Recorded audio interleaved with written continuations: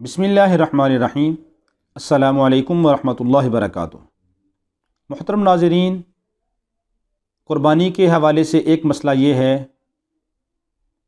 کہ اس کے اوپر ہم لا علمی کی وجہ سے آج ہمارے معاشرے کے اندر یہ عمل ہو رہا ہے اکثر الا ماشاء اللہ کہ قربانی کے ایام کے اندر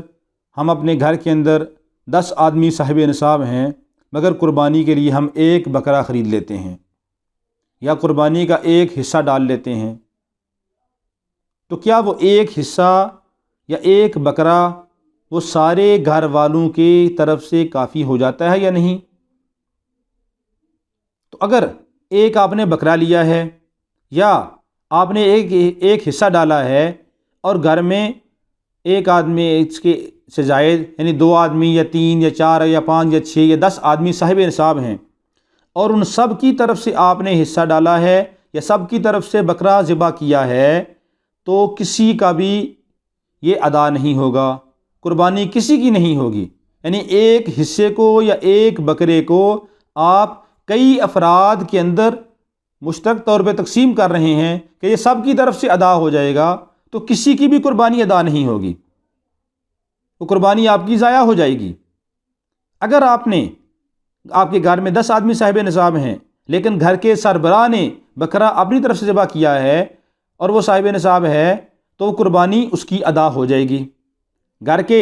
دوسرے افراد، دوسری مستورات صاحب نصاب ہیں،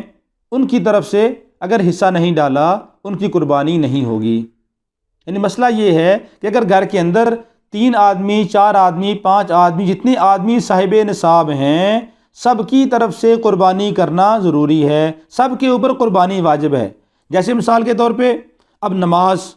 ایک فرض چیز ہے، زکوٰۃ فرض ہے، روزے فرض ہیں۔ اب رمضان کا مہینہ آتا ہے تو صرف گھر کا ایک فرد سربراہ رکھ لے تو سب کی طرف سے ادا ہو جائے گا۔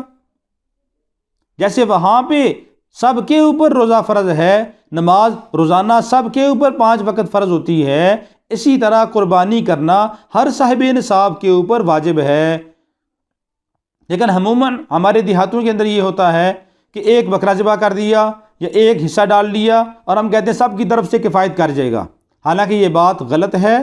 اگر ایک حصے کو یا ایک بکرے کو آپ نے سب کے اندر تقسیم کیا تو کسی کا بھی حصہ نہیں ہوگا، کسی بھی قربانی نہیں ہوگی۔ اور اگر ایک حصہ یا ایک بکرا آپ نے ایک آدمی کی طرف سے کیا تو جس کی طرف سے کیا ہے اس کی قربانی ہو جائے گی اور باقیوں کی طرف سے قربانی نہیں ہوگی، باقیوں کو قربانی نہ کرنے کا گناہ ہوگا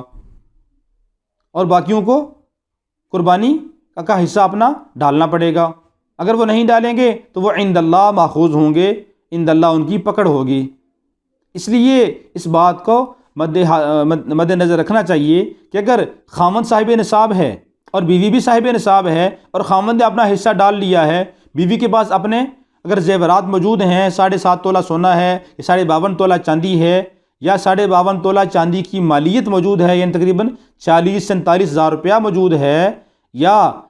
کوئی اپنی ضرورت سے زائد اتنا سامان موجود ہے کہ جن کی قیمت 52.5 تولہ چاندی کی قیمت کے برابر بن جاتی ہے، تو وہ آدمی صاحب نصاب شمار ہوتا ہے۔ اگر بیوی ہے وہ بھی صاحب نصاب شمار ہو جائے گی۔ خاوند نے اگر اپنا حصہ ڈال لیا یا اپنا بکرا ذبح کر دیا اور بیوی نے نہیں کیا یا بیوی کے پاس پیسے نہیں ہیں تو بیوی گنہگار ہوگی۔ بیوی کو چاہیے کہ وہ اپنا خاوند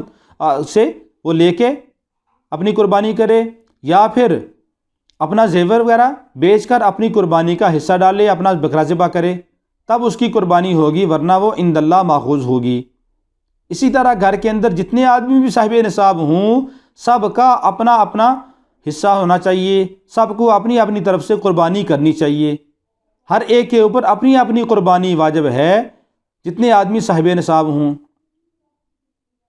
اس لیے اس بات کا خاص طور پہ خیال رکھنا چاہیے، ایک بکرا یا ایک حصہ سب کی طرف سے کافی نہیں ہو سکتا،